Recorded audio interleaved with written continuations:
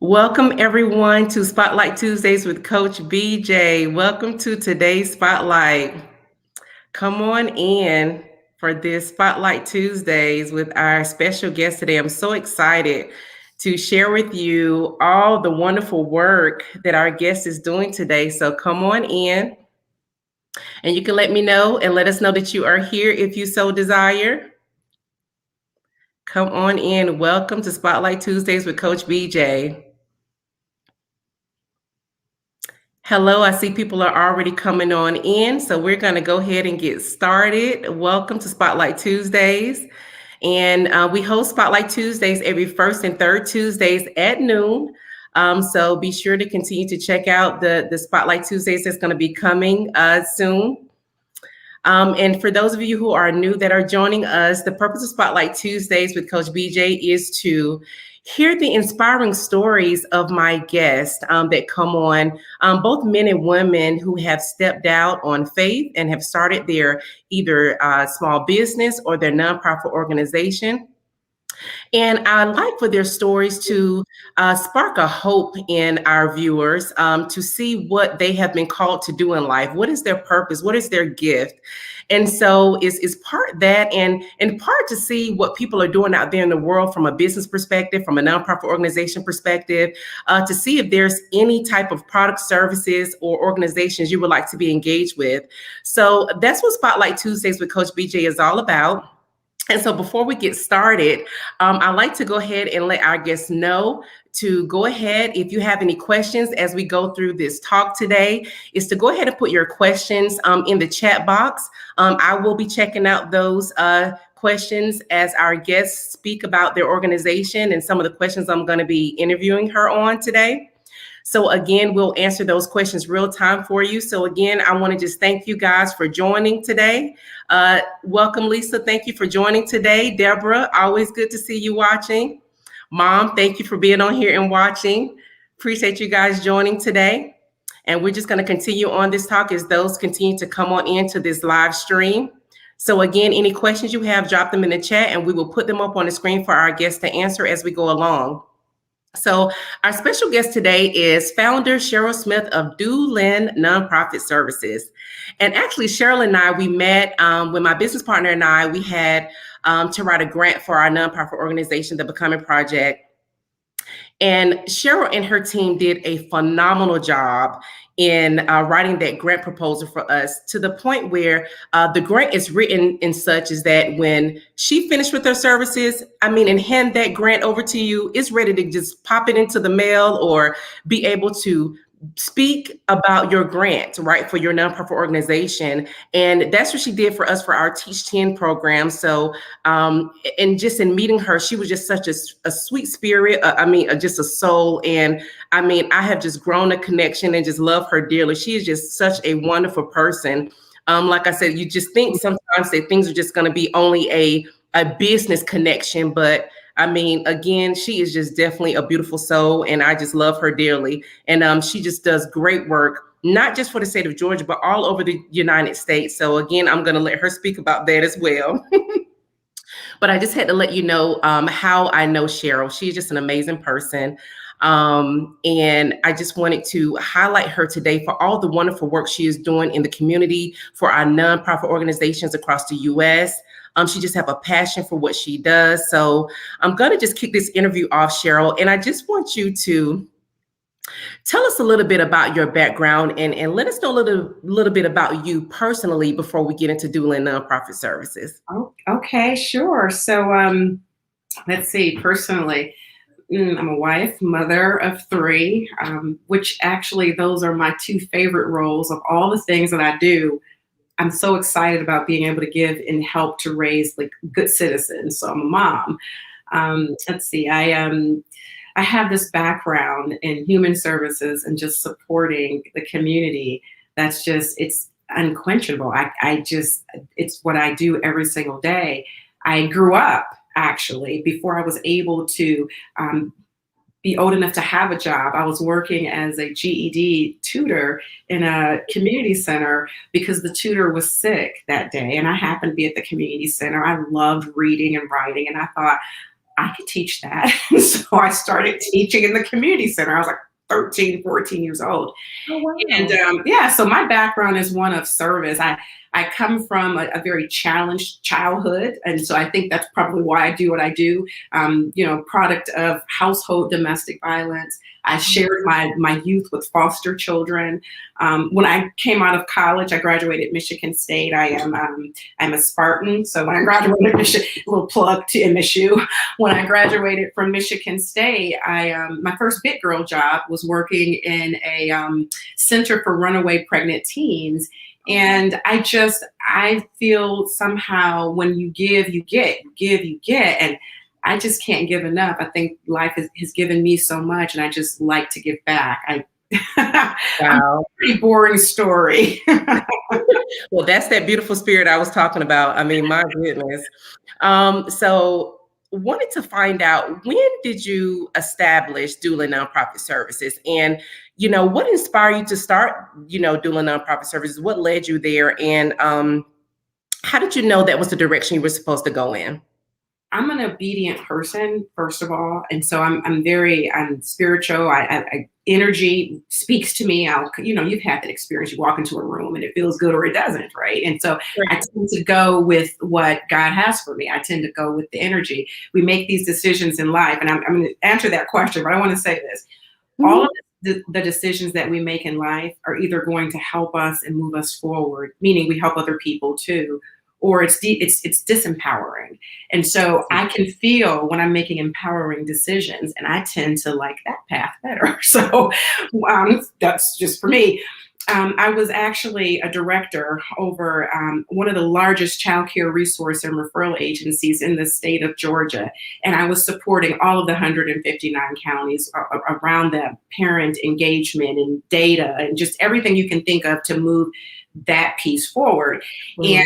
there was just this spirit that kept saying, there's more, but you could be doing more. And I thought, there's every county in Georgia. How can I possibly be doing more? And I was writing $1 million, just under, not million, but just under $1 million grants because we had to bring in, enough money to keep our program going. And I think the highest single grant was just under 900,000, right? So I was pretty good at doing that, and I was leading teams. And so one day, I was driving to work, and for those of you who are in Georgia, I'm on 75 heading toward downtown, and it's like 6 o'clock in the morning, whatever. And I'm driving down the road, and we're going really slow, just slow. And I'm thinking, just sit here and be patient. And then I looked around, this big truck that was in front of me, just kind of peered around, and there was nobody in front of him. And I said, wow, there's nobody in front of him like there's nobody in front of me. We get really comfortable in our spot, Wow. right? We get comfortable and we just kind of peruse and cruise, and then we're just kind of there, and life's kind of guiding us. And then I realized I can go around and make more progress. And My so goodness. it was that week, I turned in my resignation. See, I was afraid to do that because I wasn't sure what was on the other side. And there was something Mhm. about the epiphany of that experience behind this truck. And we've all been behind trucks, but it was something that just shot out at me and said, now, not later, now. You are in your way. Nobody else, nothing else. Yes. And I started I left that organization, and because I was trying to figure out what to do. And this is super short, quick. When I left, still not wanting to do what God had for me, I went to be an executive director over a county program. Still not doing, he said, go do this. And I said, okay, what if we did that first? So Still in that I walk in the space. door, right. I walk in the door of this new unsuspecting organization who was depending on me, and I knew I was in the wrong place. Knew it. And I had to be brave enough to follow what I was supposed to do, even though it meant they wouldn't be happy. And I'm sharing these life stories because so often we get into life and we don't disrupt the groove or the flow because Mm-mm. we're afraid of who it might impact, right? Yes. And so I struggled with, do I let them down or do I let down the world? Because what God had for me was to get out into the world and really serve my global community. And so I Yes. remember going to the board to say, and this is a true story, I said, I don't I can't be here anymore. And they asked me why. And I'm transparent to my detriment. I said, God has a different plan for me. And he spoke to me, and I know this. And they said, can you ask him if he's sure? We'll have another conversation. And so anyway, so they needed like $400,000, and I said no problem. So I wrote I gave them 90 days. In 90 days, I wrote like just under 400,000 what they needed, moved them into a new community, got everything free, went down to Dobbins Air Force, got all of their furniture, did everything they need, didn't lose one funding opportunity in this government, state, and local. And then I started my company. This was 4 years ago, and I haven't looked back. And when you're in flow, my God, my God, my God. You've moved mountains when you're in flow. When you're in flow. And now I support nonprofits all over the United States, all over. And so it's just, I'm sorry, that went on a tangent there, but it's an amazing journey. Yeah. Don't apologize, because, again, we need to hear that, we need to, and this is again, one of those things that's just not talking about the organization, but let's talk about how do we get there, right? And some of the things that may be tapping on the shoulder of somebody that's watching, right? It could be like, that same thing, like, hey, I need for you to get over your fear, and I need for you to step out, right? Step out on faith and do what I'm asking you to do, right? So know your testimony right there. It was needed because someone needs to hear that, to say, you know what, I had that experience the other week. Could God be speaking to me? So it's good. I'm glad you shared that. Thank you, because someone else could be impacted the same way. And again, this is why I like to, have you guys on to really speak your truth, speak, what really happens, because people have some of the same experiences, but they may not recognize what it is. So Thank you, Shannon. I appreciate that. You're welcome. So one of the other things I like for people to understand when it comes to forming organizations or anything that you want to do, like, what are some of the roadblocks or, some of the obstacles that you face, like when you first started, or just any obstacle you maybe want to share that can really help someone? Yeah, and so that's a really good question, because there are roadblocks. I will say that when I started my company, I literally just went out and I did it. I didn't consult anybody other than the communication with God. Right. I didn't really get approval from husband, family, advisors, my checkbook. Like none of those things got consulted. Just put them off the cliff, right? Went in. And I did it. And so I would say plan. It just makes things easier. There's continuity when you plan. Things tend to flow a little smoother. You're going to reach your destination, but is your road bumpier than it has to be? So I would say planning. But the other piece to that is being true to your purpose, but including yourself in that. Yes. People don't realize that they are the key ingredient to their purpose. Right. And so we start to think, and it didn't matter what it is that you're destined to do. You sometimes, not everybody, but I'm so guilty of it. So I'm sharing my stuff. You tend to put that purpose ahead of everything, ahead of your sleep, your health, just your family. There's no balance. And then even ahead of your financial solvency. You put that purpose ahead of everything. And the thing is that, they tell you in the airline, you've got to be able to put that mask on you first, and not like the COVID-19 mask, but the oxygen mask on you first. Yes. So then you can save others, because then you're whole and you're healthy and you can thrive. But if you don't do that, then you don't really do anybody any good. You don't do yourself any good, or the people that you're here to save or help. And so in the beginning, I gave me away. I didn't I felt like, well, there's no price on, me and all of that's ego. And so, right? So ego has many shapes and forms. Ego is also the little player in your mind that says, I don't deserve all of this yet. All of that is, right? And so I had to get outside of my head and say, if I don't charge, if I don't have a line in the sand, if I don't have a financial framework that I'm willing to stick with, then I can't do any of this. That's right. My mission is to support and change this world to my highest and best potential. But I can't do that if I'm not funded. I can't. Absolutely. You gotta have money. And I share that with nonprofits. Nonprofits don't get into the business of being a nonprofit to be profitable in and of themselves. The organization has to earn a profit, but typically there's no shareholders, so no, the directors don't. But if the organization isn't willing to go out and do something that's fee for services or go after public funding, then you can't sustain yourself. And so that's a lesson I had to learn, because people would give me their stuff. They would say, well, I just paid such and such, and oh, I can't do this and that. And so my heart is so big. And I'd say, oh, don't you worry about it. I found myself, I'm guilty. I found myself working for free. For free. And so it's one of those things where I'm doing what I could do if I weren't paid, but I need to be paid to continue to do what I'm doing. And so it finally occurred to me, my line in the sand has to be their investment in their future has to be financial.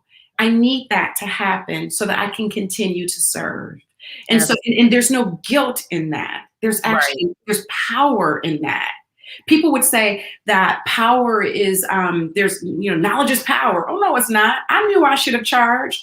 The power is in doing what you know to do, not knowing it should be done. Right. Absolutely. Absolutely. And it's funny you should say that, because it actually leads me into my next question about funding.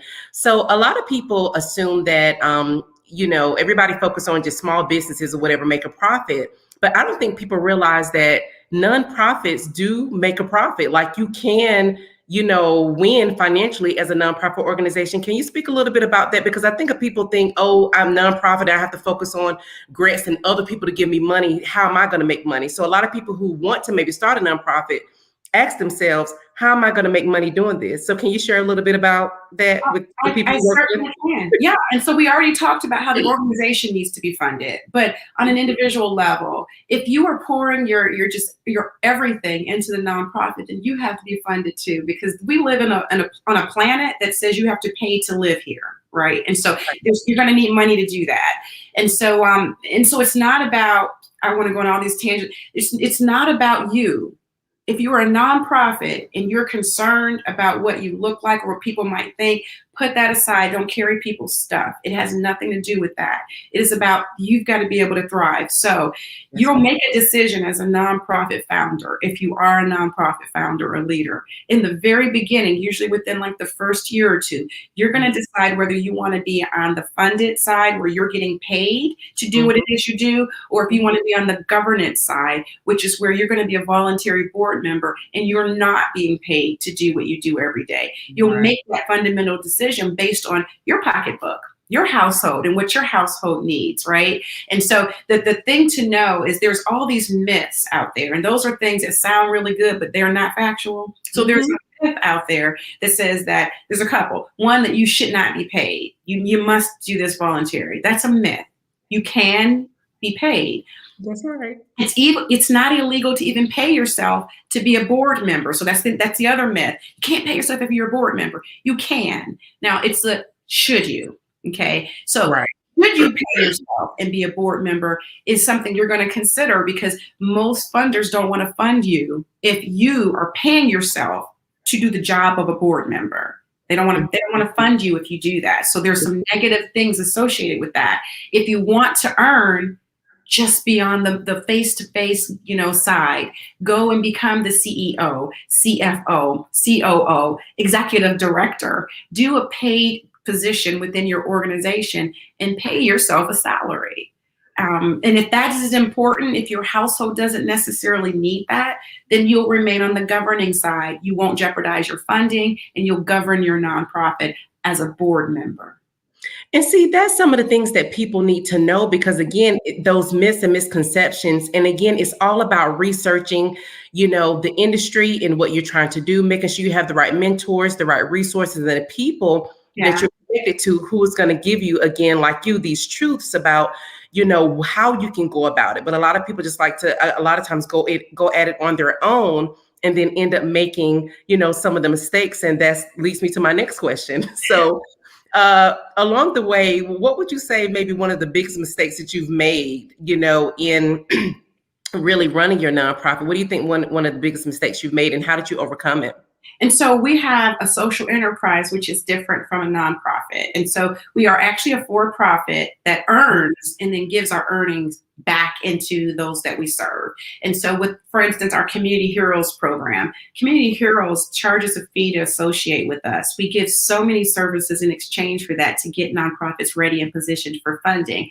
But we're also a funder. And so what we do is every quarter we give $1,000 minimum to our members just to make sure that they're able to move, ahead.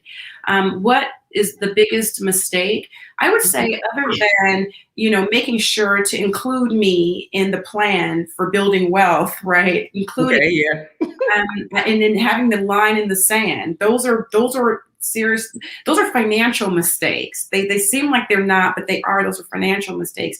But I would say that the only thing that I would probably do differently is I would have started many, many years sooner. And I wish there was another thing I could say, but other than those financial mistakes that I said earlier, I'm of the frame of thought that the best time to plant a tree was 10 years ago, but the next best time is today. So no matter where you are with your planning and your purpose, if you haven't accomplished all the things that you think you want to do, you're alive today. You're still in the moment today. You can start today. And so one of the lessons that I've learned is just start. Nothing works unless you do. My mother used to always say that. Nothing works unless you do, baby. That's So, right. you know what I mean? So, and people want these quick fixes, and there isn't a quick fix. And so I find that our organization has to compete with other folks out there who are saying, join me. I'm going to show you how to do it in a weekend. I can get it done right now. You don't have to do anything. It's going to fall in your lap. I've got somebody on the phone right now for you. Those kinds of things. And I'm the one that says, no, if it were easy, everybody would be doing it. These are the things that you need to do to align yourself for success and sustainability. And what I'm saying might not be as sexy as some of you're hearing, right? But my truth has to transcend. And so I don't play business games. I don't do bait and switches. I don't do any of those things. And so I've just had to learn to have a framework for what it is I'm doing. Stick to the process. The process works, but nothing works unless you do. And so I give everything, and I don't hold anything back. You can't get me on a phone call and I know something that can help you and not tell you. That's right. Yeah. And I'm a witness to that for sure. I'm a witness to that for sure. So can you share with our viewers, like, maybe some of the fears, now that you've been in business for, as long as you have now, what are some of the fears that may creep up, and how do you kind of combat those fears that may creep up? Because again, a lot of us, not even the fear of just getting started, but once you're in it, and then you still have some of these fears and things that creep up, like, what would you say, what advice would you give them to kind of help them with that? Okay, so let's first say about the fear. That's so natural. There's only love and fear. That's the way I look at life. Like, even we make poor decisions, it was literally based on fear. Even if we're angry, if we get to the root and we peel back the layers of that anger, it's based on fear. And so the things that have made me afraid in business is, and I've never shared this. Nobody's ever asked me this, but so I've never shared this like publicly. But it's growth. It is. It's growth. And because I think, oh my goodness, my company is really growing. I'm supporting people in so many states.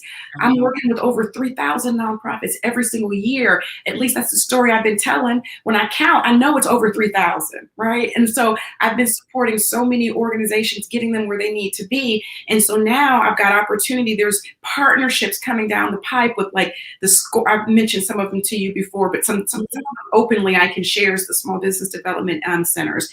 And then the SCORE here in Georgia, plus North Carolina. And there's some other really big partnerships that's coming down the pipe. And then I think, how can I make sure that people don't lose the small time feel of, I care so much about you and your success, and still make sure that we're growing so that we can serve more people. And so growth, but then it goes back to the do it anyway. Do it anyway. If that's my purpose, I have to walk out in fear. And I think back to some of the Bible stories, not to make everything Christian, but those waters didn't hurt Moses, right? He had 7 years And so we've got to take the step, and then we get the rest of the staircase. And so the growth piece sometimes makes me a little like gun shy. Yeah, I got you. Okay. And just, the last thing I just really would like for you to cover with everybody, a couple of things. Actually, more about, Dewlyn Nonprofit Services, actually the services that your business provide. And Okay. also to talk about the Community Heroes program. And if there's any nonprofits out there that are watching now or who will be watching the replay, to really share with them, how can they navigate even right now during these struggling times. So I'll just let you kind of take over. But that's just the last thing I want you to share with everyone before we close out. Okay, and so I want to start with the last question because I want to make sure we get that in. So even if you cut me off on something else, I want to make sure nonprofits get this. So Right. the way you succeed is by starting small. The largest nonprofits that are out there, the billion-dollar organizations like the Salvation Armies, the United Ways, the Feeding Americas, et cetera, those ones started really small. So often as a nonprofit, we think that we want to save the world and we want to start off with everything. We need a building, a van, staff, we need all these things, and our budget can't be less than $500,000 because we've got our mission's huge. And so what I want to share is that's perfect. It should be, and it should be bigger than you are, but you have to start small. The largest and best organizations did it that way. They didn't start off with all of those things. They started off with a voluntary board. Many of them didn't have any paid staff for years. And they honed in on their true purpose. They did one thing really well. And then they added on different services and they added more things. They didn't try to go after one funder to fund an entire budget. Instead, they looked at their budget of say 50,000 or hopefully less if you're just getting started.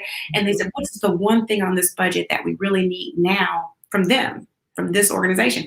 And so they start small, but they think big. And so that's what I want to be able to share. Get a board of folks that you know, like, and trust. Your board should be made up in 3 buckets. It should be first bucket number 1. If you're a nonprofit, you've told the IRS that at least 1/3 of your income is going to come from public funding. So you need somebody who's comfortable asking. You're going to always have your hand out. So you need board members who don't mind putting themselves out there, meeting new people and networking and asking for what you need. The second bucket that you need as a nonprofit are your analytics. You're going to need somebody to hold your feet to the fire, somebody who doesn't mind reading over legal things, somebody who's very comfortable with numbers because numbers are involved. You're going to have to do some business things. And money is a dignified conversation to have. So you're going to have that conversation with your analytics. And the third bucket that you're going to need as a nonprofit is you're going to need to include people on your board that are a part of the community that you serve or the people that you serve, right? One or the other.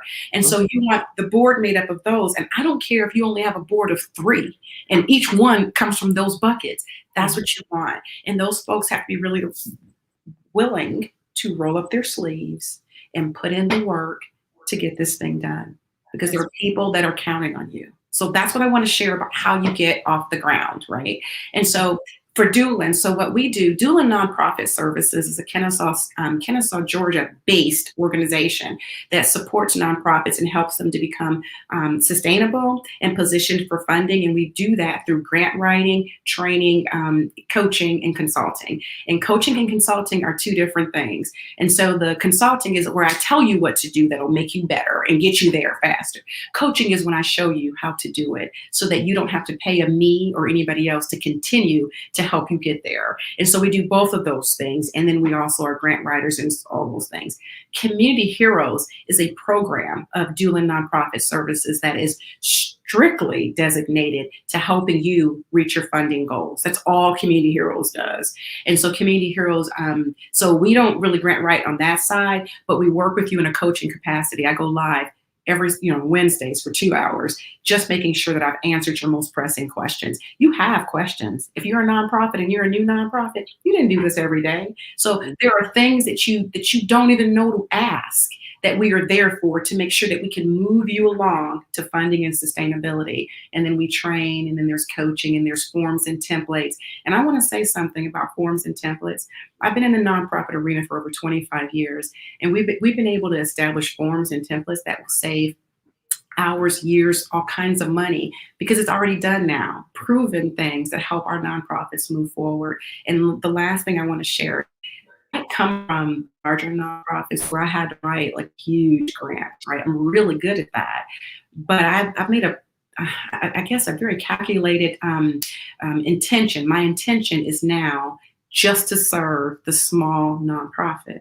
And so, because that's the area of this nonprofit sector that is marginalized, that doesn't get the same type of resources because they don't have the same type of money to spend for those resources. And so, we make sure that we level the playing field. That so some of those larger nonprofits and the things they get to do, we do those very same things with the smaller nonprofits who wouldn't otherwise have that opportunity. Awesome. Well, Cheryl, would you like to show them more about the community heroes before we Yeah, end? sure, that'd be great. Yeah. Okay. So take a look at that, and Okay.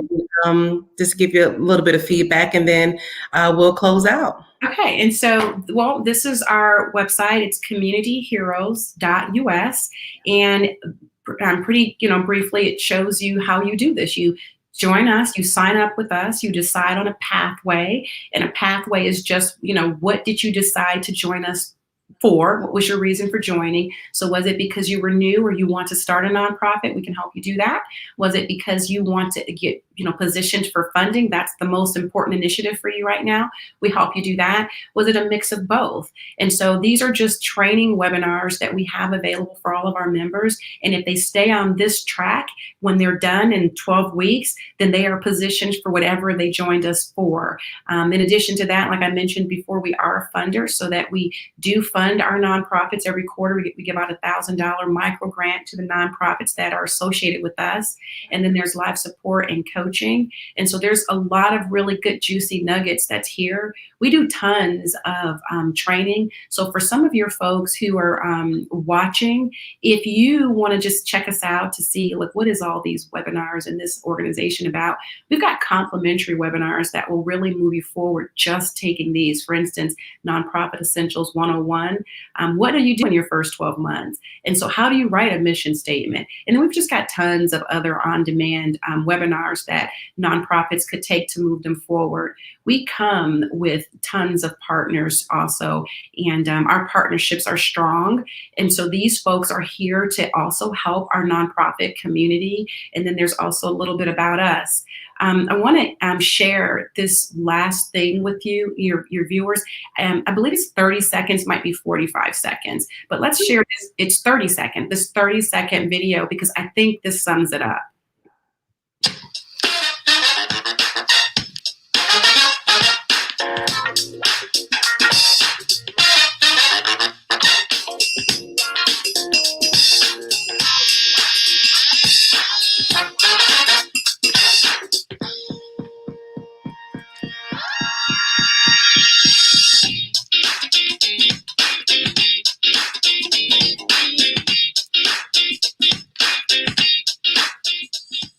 So that's us. Awesome. Cheryl, thank you so much for sharing this information.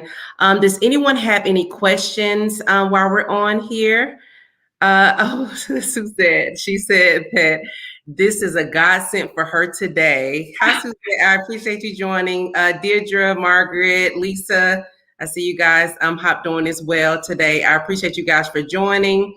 Does anyone have any questions for Cheryl? I want to be able to actually, utilize her for any questions, any comments you want to make to her. As you guys are thinking about that, potentially, I'm going to go ahead and just put her information up here. Again, she's the CEO of Dewlyn Nonprofit Services, which she just shared.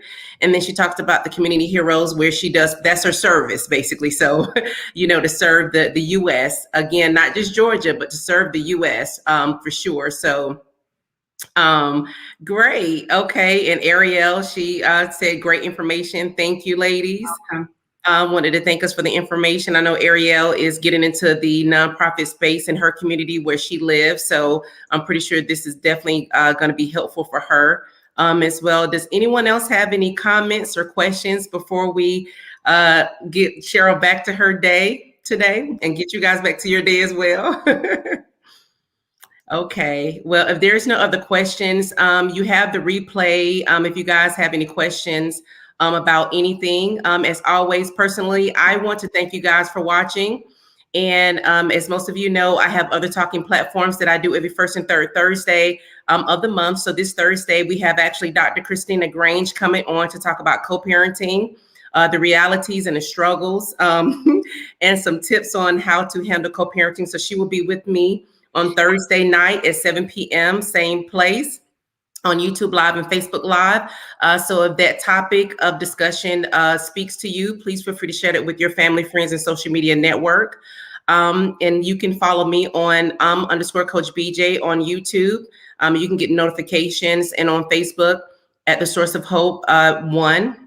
You can follow me there as well for upcoming talks and upcoming spotlights and talks on my platforms. So I thank you guys for watching. Lisa also mentioned, thank you, very good information as well. So these are the comments that are coming in. So again, Cheryl, thank you so much for your time. Like I said, I know you are definitely a busy professional working with over 3,000 nonprofit organizations as you do.